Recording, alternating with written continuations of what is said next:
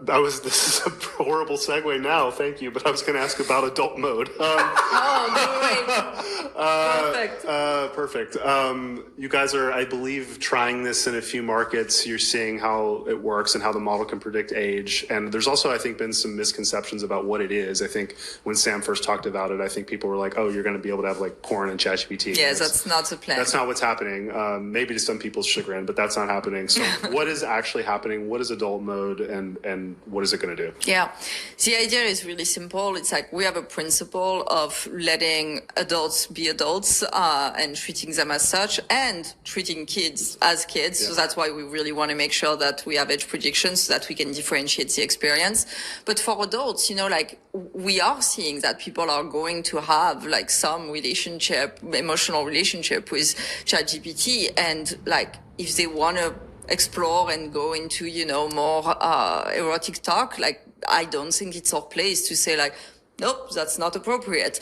And so, like plenty of people read like spicy literature and, I think that's perfectly acceptable these days. And that's really what we're talking about is like ChatGPT not stopping every time you like make an ask to talk about sex or anything like that. And so I think it's, we're going to do it very thoughtfully, meaning like you are only going to get into that experience if you really ask for it. Like you're not going to, be talking about like booking a trip and stumble upon that. So that's really only going to be for people who really want that. But if people want that, I don't think it's our place to stop it.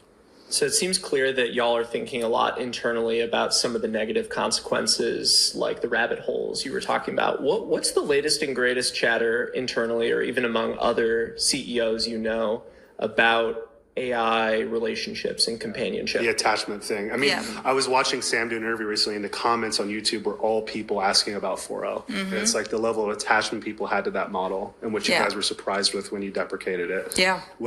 And your experience in social media too, going to this, like, I mean, you've seen this play out in other formats in tech. So yeah. So to me, and that's where we draw the line, right?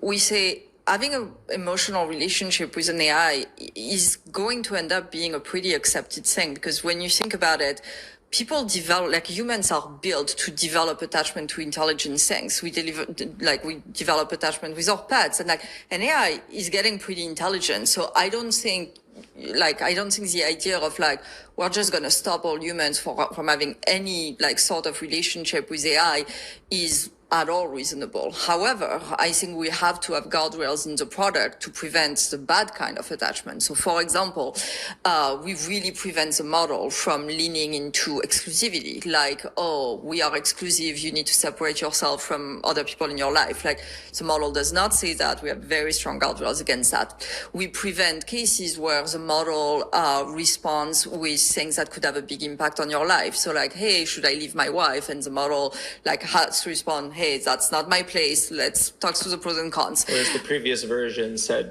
yes, Kevin Roos, please break up with your wife. and like we're always refining. And so that's kind of the point. We learn, we refine, we make sure it doesn't say that. So we really try to like realize that emotional attachment is going to be a thing, but prevent the wrong kind of emotional attachment.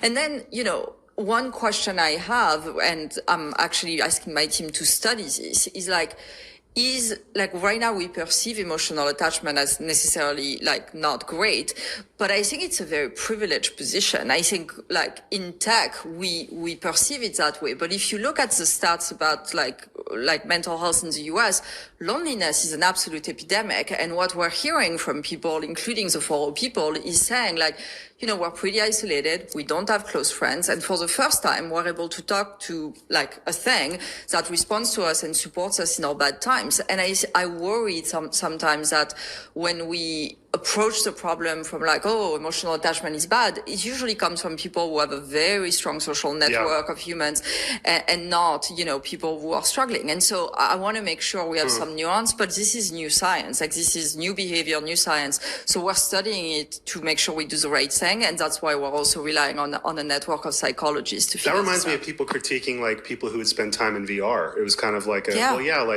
maybe they don't have a lot else going on.